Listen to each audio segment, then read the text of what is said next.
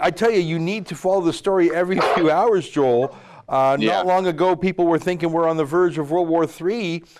Donald Trump, I think, kept his cool, realized that the Iranians must have been aiming to miss because they literally did not hit a single American soldier, and said, yeah, I'll take that as a win. I think it looks great on him. What do you think?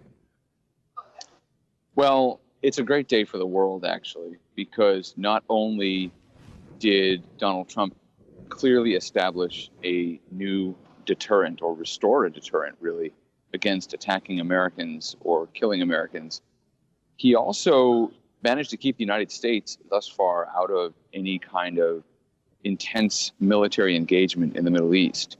So it's a win-win, because the Soleimani strike was so effective and so shocking that it reset the game. And we are now in a situation where Americans are not afraid. In fact, Americans feel safer than ever before, whether in uniform or out. The president has made it very clear there's a price for harming American civilians or soldiers. Meanwhile, Iran wakes up today with the same problems they had before, even worse perhaps. The regime saves face by telling its people that it responded with military strikes and so forth, but they still have these crushing sanctions on their economy. They're about to get more. They're still isolated from the rest of the world. The only win they really got was getting rid of Soleimani, because there are plenty of Iranians, possibly within the regime itself, who were tired of all the proxy wars and so forth, all the money they were wasting on controlling Syria, not exactly prime real estate.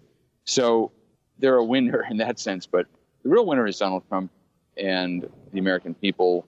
Of course, we are thinking also about the Canadians who lost their lives on that Ukrainian Boeing 737 that crashed. We don't know exactly what happened, and that'll be interesting to find out. It may be that Iranian defenses were responsible for mistakenly shooting that aircraft down. I don't know why the aircraft weren't grounded coming out of Tehran during airstrikes against the United States and against Iraq. But, you see the number of Canadians on that flight, and your heart breaks.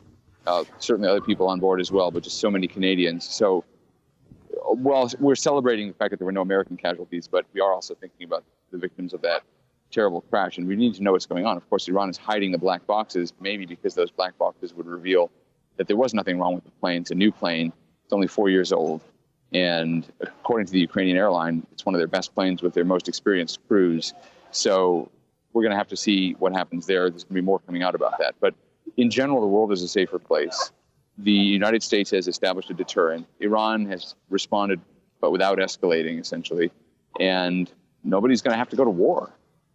This is what people voted for. They voted to get out of wars in the Middle East, but also at the same time to be safe from rogue states like Iran. Yeah. And it's a big win all around. That's an excerpt from the Ezra Levant Show, which is a show I do every day. I do a monologue, interview an interesting guest, and then I read my hate mail. But you've got to subscribe to it, which you can do at premium.rebelnews.com.